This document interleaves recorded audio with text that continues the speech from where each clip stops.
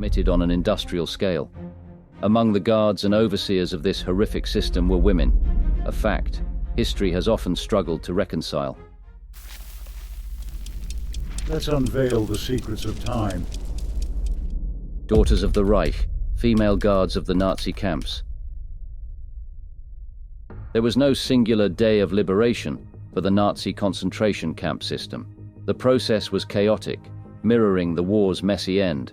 Camps further east, like Auschwitz, fell first to the advancing Red Army in early 1945.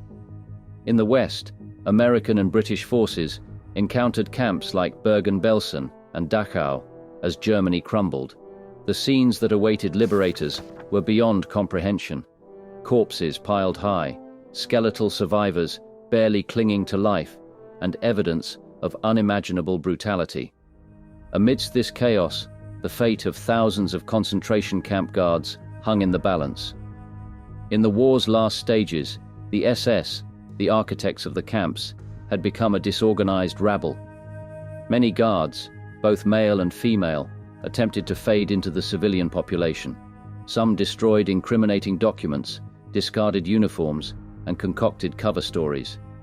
Others had fought and died in the desperate last battles against the Allies. However, many more found themselves facing a world turned upside down, their heinous wartime activities now under the harsh spotlight of retribution. Confusion reigned over who was responsible for apprehending and detaining camp personnel. Should they be treated as soldiers and interned in POW camps? Or were they criminals who needed to be prosecuted? This blurred jurisdiction, a consequence of the war's lawless conclusion, allowed some, especially those in the lower ranks, to evade immediate detection. The exact number of women who served as concentration camp guards during the Nazi era is difficult to pin down. Historians estimate that out of approximately 50,000 guards within the whole camp system, somewhere between 3,500 and 3,700 were female. While a minority, this still represents a significant number of women who, in some capacity, contributed to the machinery of genocide. Aufseherin, female overseer, was the most common title for these women. They were drawn from all walks of German life. Some were young women, lured by a respectable income and the promise of serving the fatherland in wartime. Others, more ideologically driven and sadistic, were attracted to the power it offered. The duties they performed ranged widely. Barrack overseers maintained a suffocating order within prisoner living quarters, their power extending to every minute detail of daily existence. Work detail supervisors pushed exhausted prisoners beyond their limits during forced labor, their brutality a constant reminder of the disregard for human life. Selection duty guards held the chilling power of life and death, a simple gesture consigning countless people to the gas chambers. And beyond these systematic horrors lay the special punishments, whippings, beatings, and the release of vicious dogs, horrifying testaments to the guards' capacity for cruelty and sadism. It's crucial to note that female guards didn't exist in a vacuum. A hierarchy of authority controlled life and death in the women's camps. Higher ranks commanded more responsibility and often participated in greater horrors. The further a woman climbed in this hierarchy, the less likely that her atrocities were solely the result of impulsive cruelty. Those in command positions directly contributed to the systemic operation of the camps themselves. Their actions were interwoven into the very fabric of the genocidal machine. This distinction between impulsive violence and calculated complicity would become a point of intense debate during the trials that followed the war. Trial of the Beasts. Female overseers face judgment. In the ashes of the Third Reich, amidst the millions of refugees and displaced persons, a manhunt of a different kind began. As Europe desperately sought a path to recovery, a reckoning was demanded for those who operated the concentration camps. The women who had once lorded over prisoners now found themselves the focus of international scrutiny. The immediate aftermath of the war was a time of jurisdictional chaos and competing priorities. The Allies set up a sprawling system of internment camps to detain a wide range of suspected Nazi collaborators and war criminals. Female guards, for the most part, initially ended up in the same sprawling facilities as male SS personnel, former Nazi officials, and others deemed potentially dangerous to the rebuilding of Europe. Within these camps, investigations gradually began. Former prisoners, now clinging tenuously to newfound freedom, were the most important source of evidence. Gathering their testimonies was a painstaking, emotionally fraught process. Many survivors were physically weakened and deeply traumatized, struggling to recount the horrors they'd endured. Language barriers and the sheer scale of the crimes added to the difficulty of compiling reliable evidence. Investigators faced several challenges unique to prosecuting female guards. Many women had used aliases or changed their maiden names upon marriage, making identification difficult. Additionally, prisoner testimony focused on sadistic acts committed by individuals. Often, witnesses might know a guard's nickname or recognize her face, but could not connect her to a real identity or a position within the camp hierarchy. Despite these hurdles, Allied war crimes investigators built files against hundreds of women. Former guards were interrogated. Allied prosecutors had to prioritize who would face trial and on what scale. One of the most famous high-profile military tribunals were the Nuremberg trials, which were focused primarily on top-ranking Nazi leaders. However, smaller-scale trials, specifically targeting concentration camp staff, began taking place as well. Among the accused in these early trials were a number of female guards, thrust into the glare of an international stage, still reeling from the exposed savagery of the Holocaust. In 1945, the British conducted the Belsen trial to hold accountable those responsible for atrocities in the Bergen-Belsen camp. Notable defendants included Irma Gries, dubbed the "Beautiful Beast" by the press due to her youth and sadism. Born in 1923 in Reschen, Germany, Irma's childhood was marked by hardship. Her mother ended her life by suicide in 1936. As a teenager, she became infatuated with Nazi ideology, drawn in by their promises of a strong, unified Germany and the distorted concept of racial superiority that resonated with her vulnerabilities. Gries's entry into the SS was driven by a combination of factors. Her fervent belief in Nazism, the allure of power and authority, and perhaps a sense of personal redemption from a difficult background, likely motivated her. In 1942, at the young age of 19, she volunteered as an Aufseherin, female guard, and was sent to Ravensbrück concentration camp for training. The training of SS female guards emphasized brutality and the dehumanization of prisoners. Gries proved an exceptionally quick learner, her ruthlessness earning her swift promotions. This rapid rise suggests not only her cruelty, but an eagerness to please her superiors and a terrifying detachment from human suffering. Gries's sadism emerged in full force as she served in the notorious camps of Ravensbrück, Auschwitz, and Bergen-Belsen. Her penchant for physical brutality knew few bounds. She regularly beat prisoners with her bare hands, a plaited whip, and a heavy knotted stick. Her ferocity left many with broken bones, disfiguring scars, and lasting disabilities. Gries employed dogs as part of her brutal reign in the Birkenau women's camp. Survivors recall her riding around camp on a bicycle with a dog at her side, accompanying the female inmates on their 16-kilometer trek to work. If they couldn't keep up with the column, she ordered her dog to attack them without mercy. She was known to make prisoners kneel for long periods of time. Prisoners also had to hold heavy rocks over their heads during long roll calls. They were also often forced to stand for hours in snow, ice, and rain from 3 a.m. to 9 a.m. If someone did not stand up straight, she would beat the prisoner with a rubber truncheon until the prisoner was unconscious. She also greatly increased the death counts by ordering selection parades. Another notorious female guard, who was to be trialed in the Belsen trials, was Elisabeth Volkenrath, a senior overseer. The hierarchy within Nazi concentration camps was a rigid structure built upon terror and subjugation. At the camp's helm were the SS commandants, followed by a tier of SS officers charged with specific areas of camp operation. Below them were a host of functionaries, including block leaders and female guards like Volkenrath. This pyramid of power allowed for the systematic abuse and exploitation of prisoners. Incidents of Volkenrath's cruelty abound. She was known to beat prisoners savagely with any object at hand, from whips to sticks to simply her bare fists. She relished doling out punishments, forcing prisoners to kneel for hours in agonizing positions or stand outside in freezing weather. Volkenrath's ruthlessness extended to even manipulating prisoner relationships for her amusement, playing upon rivalries and petty jealousies to further torture those under her control. The selection process was a nightmarish ritual where prisoners were lined up, their fates determined by the whims and prejudices of SS guards. Volkenrath took chilling pleasure in this task, casually deciding who would live and who would die with callous disregard. Survivors recall her presence, menacing and cold, as she selected the sick, the weak, and those deemed unfit for work for immediate extermination. In November 1944, as the tides of war began to turn against Germany, Volkenrath was transferred to the Bergen-Belsen concentration camp. Originally not designed as an extermination camp, Bergen-Belsen became a horrific symbol of Nazi depravity in the war's final months.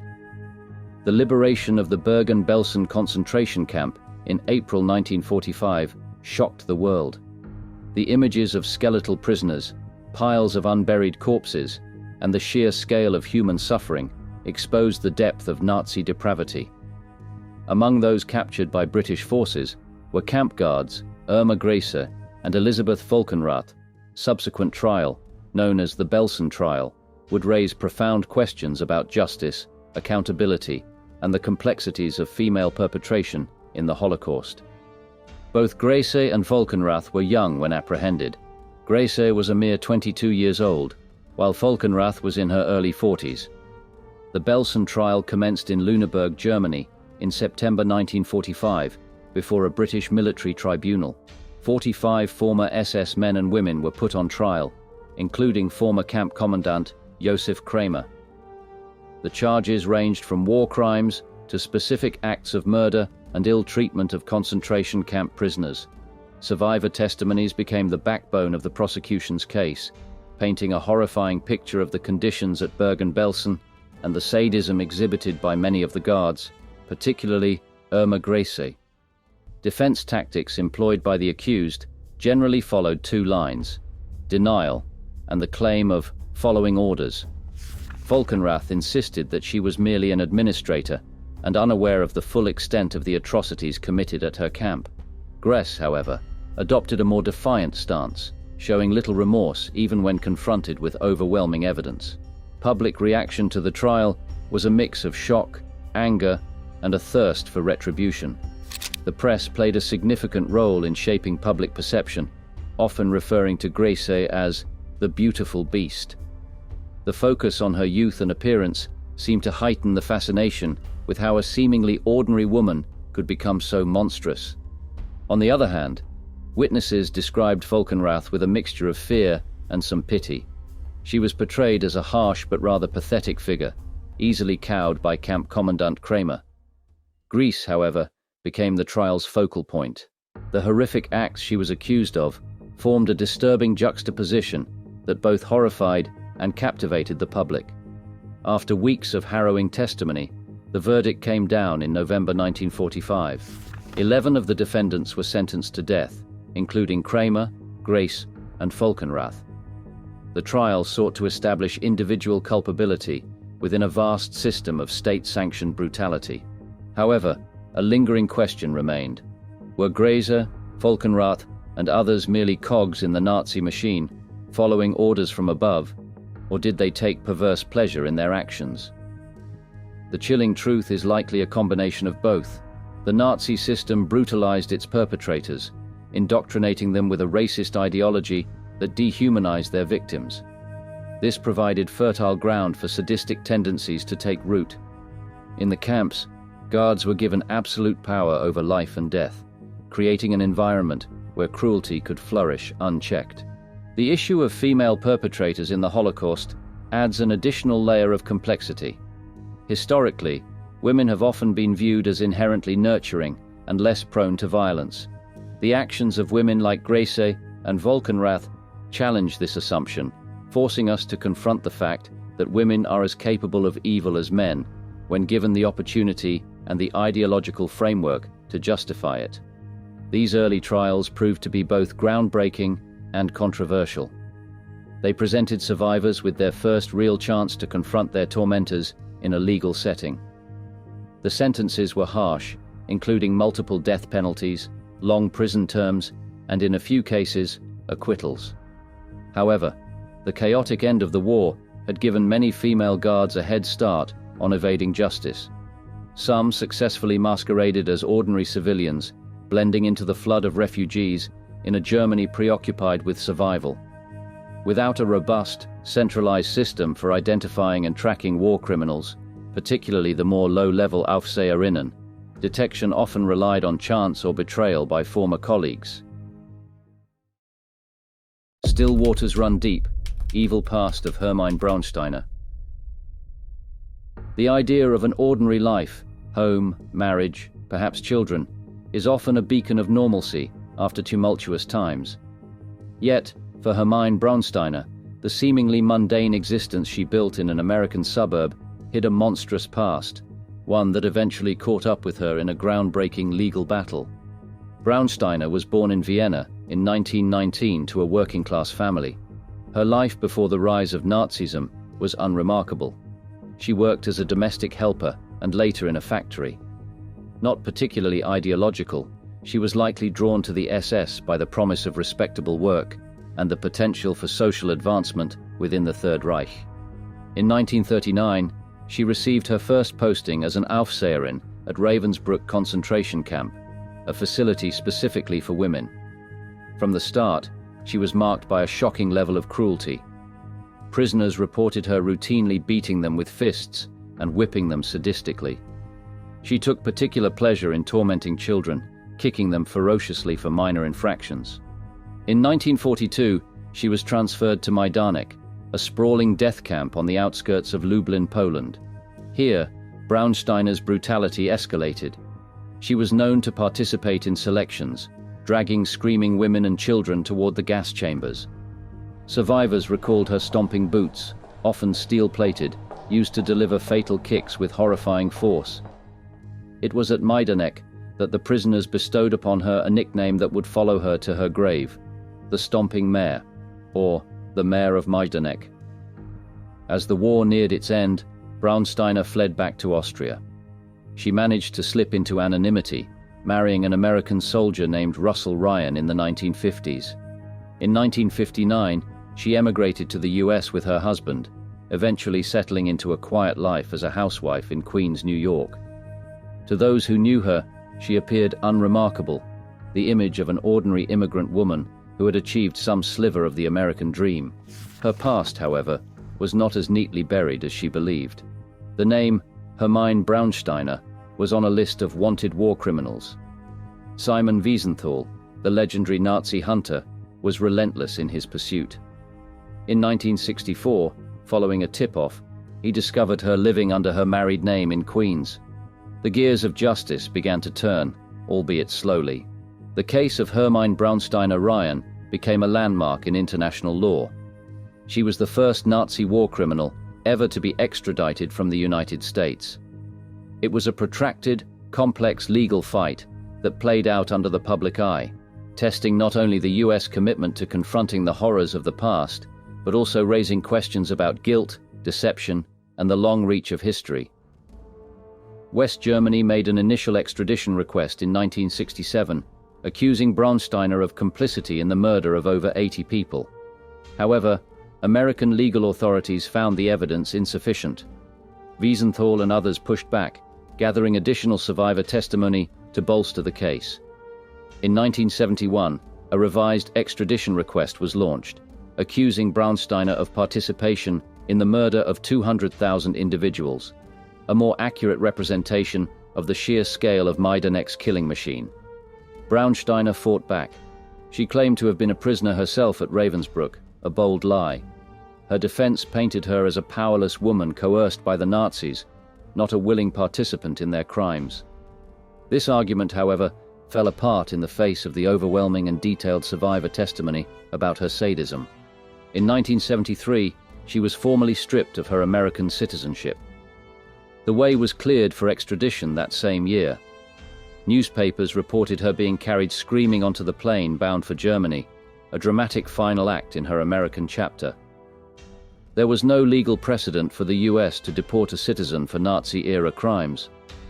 Braunsteiner's case laid the groundwork for future cases and showed a willingness by the US to cooperate, even decades later, in bringing perpetrators to justice. Hermine Braunsteiner-Ryan was tried in West Germany in 1981 and found guilty of murder, incitement to murder. She received a life sentence and died in prison in 1999.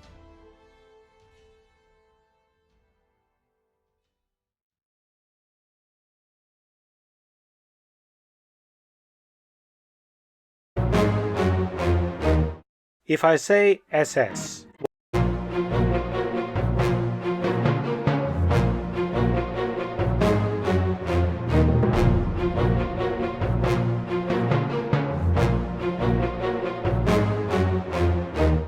if I say SS, one of the images that normally pops into people's minds, the infamous black uniforms and red swastika armbands of the pre-war organization.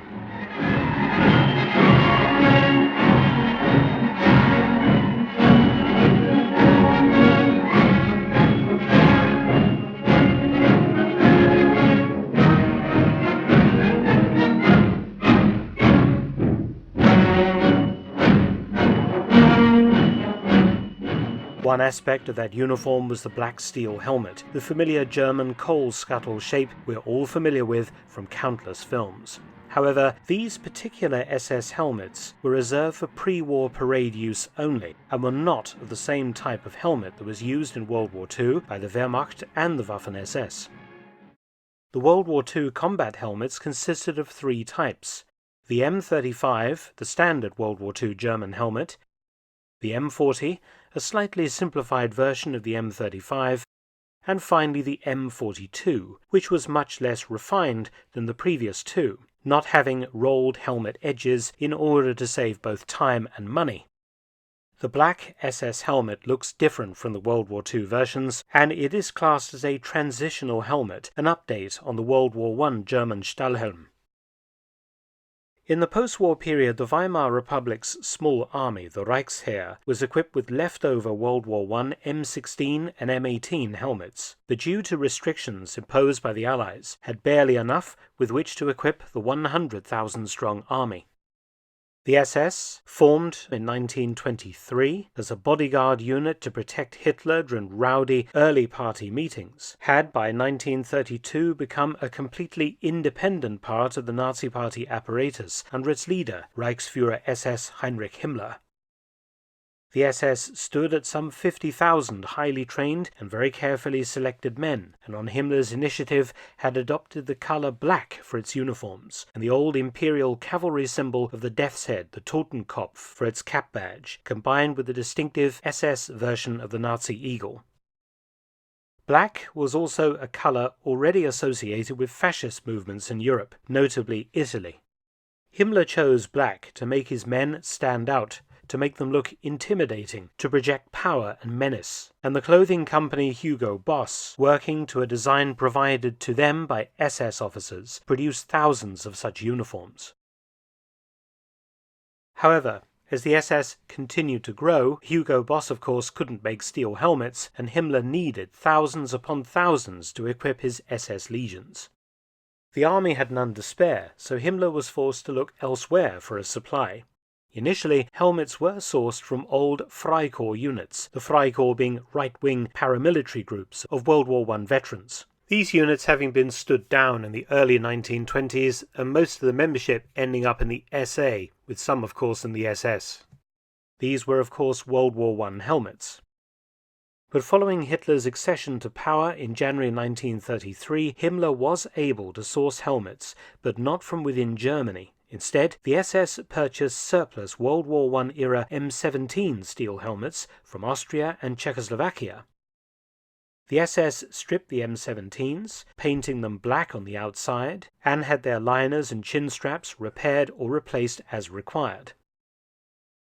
Some newly manufactured helmets of the exact same design were made in Germany as well, following these purchases, of a version known as the M18 RZM, or the Himmler helmet, named after the Reichsfuhrer who wore one himself.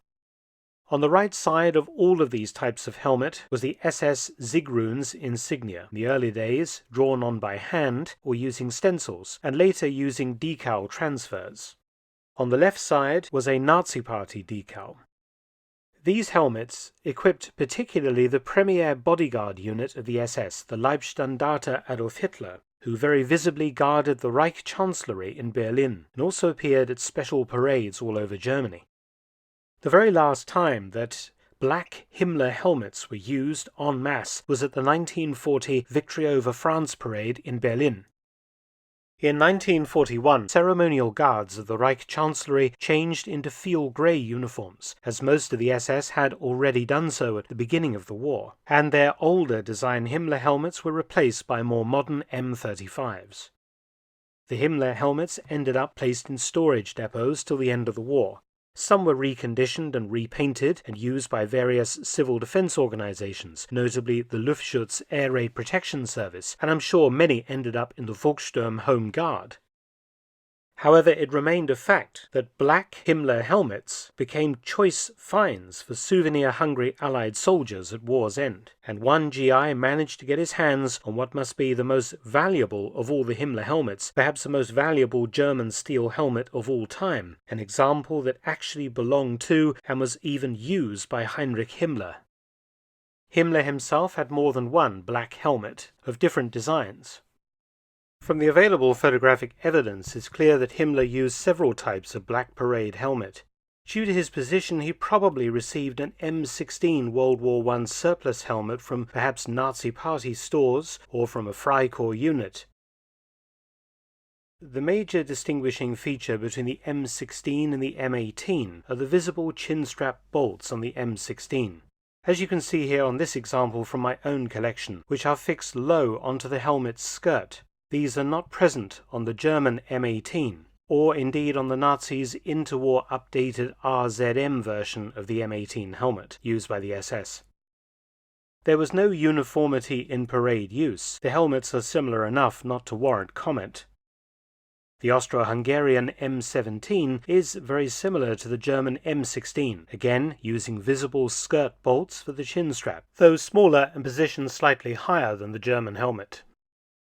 It goes without saying that either type of helmet would be extremely valuable if it had belonged to Himmler personally. So let's fast forward to May 1945 and Bavaria in southern Germany. Himmler maintained two palatial houses in Bavaria. South of Munich, on the Tegernsee, a picturesque lake, Himmler had purchased this fine villa in the small village of Gmünd in 1934. It had been expensively redecorated and a guardhouse and air raid shelter added, and here Himmler resided with his wife and daughter before the war, in close proximity to Munich, the spiritual heart of the Nazi Party, and where Hitler also maintained a fine apartment.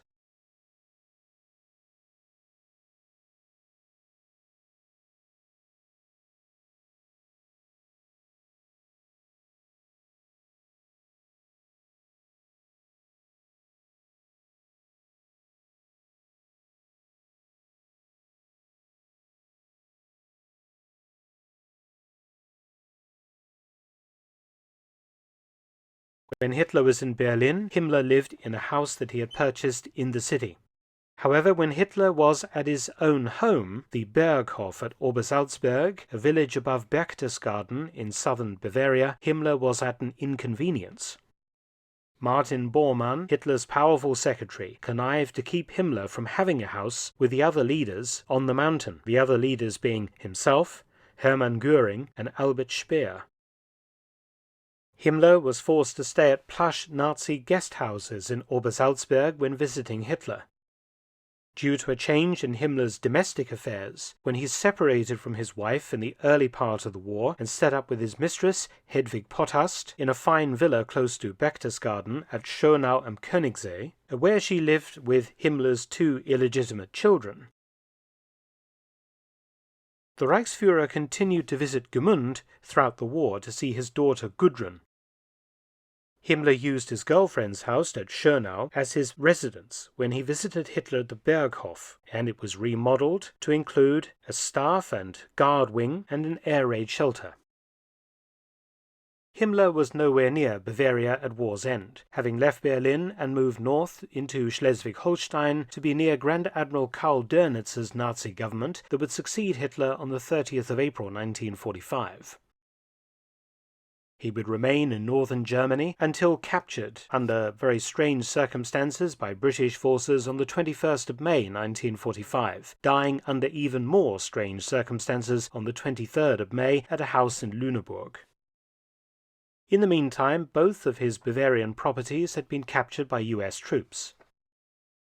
On the 4th of May 1945, a small 8-man patrol from the 1st Battalion, 141st Infantry Regiment, 36th Texas Infantry Division had captured the villa at Gmünd, along with the holiday homes of several other senior Nazi leaders nearby.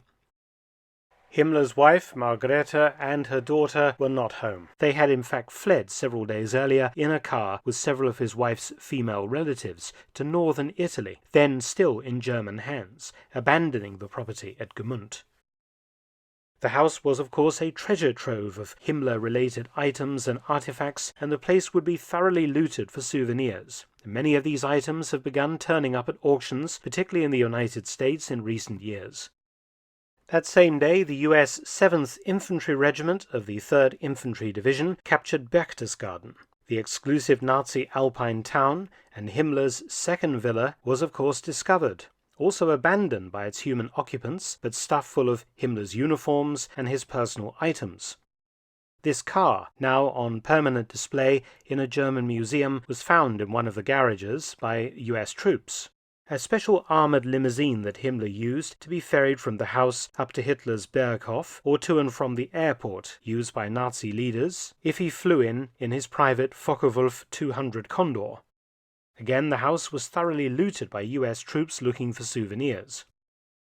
Then we have a GI named Corporal Raymond W. Dykar of the US 4th Infantry Division, who returned to New York City in 1945 with a very interesting Čína, Tajvan, Amerika, Británia, Nemecko a vyrobené na Slovensku. Kde inde nájdete toľko slovenských produktov pre autíčkarov ako u nás? Dopraj aj ty svojej mašine len to najlepšie. Aj to najlepšie zo Slovenska. 1945 with a very interesting and valuable souvenir in his kit bag, this black SS helmet. Dykar had landed in Normandy 6 days after D-Day as a medical laboratory technician and transferred to the 4th Infantry Division in November 1944 as a rifle platoon aid man.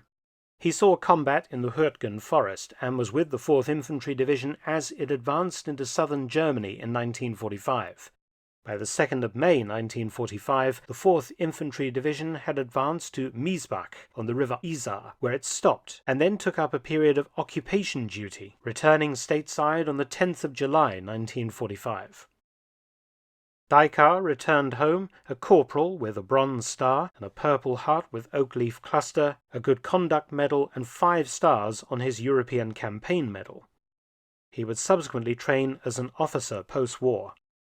After Dykar passed away, his son donated the helmet to the Museum of Jewish Heritage in New York, where it has been displayed. It is marked inside with Himmler's name, and I suspect it came out of the Himmler Villa at Gmünd. At war's end, the 4th Infantry Division was based at Miesbach, which is only 10 kilometers from Himmler's villa at Gmünd on the Tegernsee.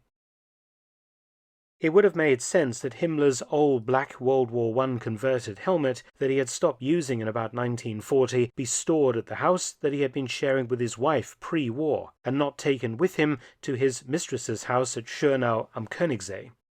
How Corporal Dykar obtained it is unknown. Soldiers on occupation duty constantly traded souvenirs among themselves, and perhaps it was originally looted from the house by a GI from the 36th Infantry Division, and then Dykar somehow obtained it. Dykar was located very close to Himmler's house soon after its capture, when its contents were being traded in the area by souvenir-hungry occupation troops.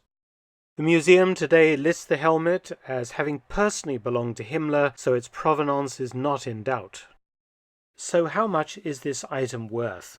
If it were ever to come onto the market, which I doubt it ever will, a similar helmet that was documented as belonging to Fritz Sauckel, a Gauleiter, an early Nazi, which came from a US general's estate, sold at auction in the US in April 2022 for $6,500. Very few people have heard of Sauckel, but we all know who Himmler was. I think you could safely add another 0 to the price tag. As it is, Daikar's son did a very honourable thing, giving the helmet to a museum so that it can help educate subsequent generations about the evils committed by the man who once wore it. Many thanks for watching. Please subscribe and share. Also visit my audiobook channel, War Stories with Mark Felton. You can also help to support both of my channels at PayPal and Patreon. Details in the description box below.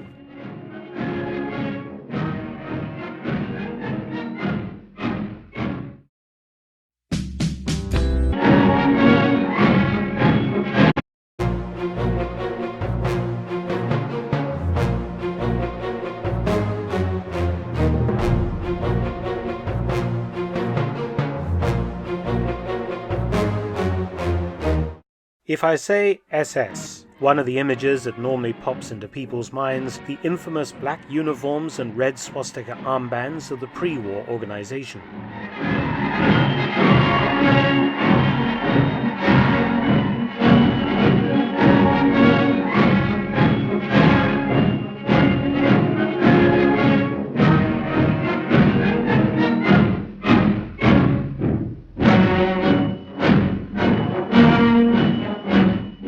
One aspect of that uniform was the black steel helmet, the familiar German coal scuttle shape we're all familiar with from countless films.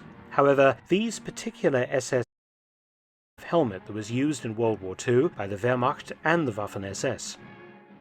The World War II combat helmets consisted of 3 types: the M35, the standard World War II German helmet, the M40, a slightly simplified version of the M35, and finally the M42, which was much less refined than the previous 2, not having rolled helmet edges in order to save both time and money. The black SS helmet looks different from the World War II versions, and it is classed as a transitional helmet, an update on the World War I German Stahlhelm. In the post-war period, the Weimar Republic's small army, the Reichsheer, was equipped with leftover World War I M16 and M18 helmets, but due to restrictions imposed by the Allies, had barely enough with which to equip the 100,000-strong army. The SS, formed in 1923 as a bodyguard unit to protect Hitler during rowdy early party meetings, had by 1932 become a completely independent part of the Nazi Party apparatus under its leader, Reichsführer SS Heinrich Himmler. The SS stood at some 50,000 highly trained and very carefully selected men, and on Himmler's initiative had adopted the color black for its uniforms, and the old imperial cavalry symbol of the Death's Head, the Totenkopf, for its cap badge, combined with the distinctive SS version of the Nazi eagle. Black was also a color already associated with fascist movements in Europe, notably Italy. Himmler chose black to make his men stand out, to make them look intimidating, to project power and menace.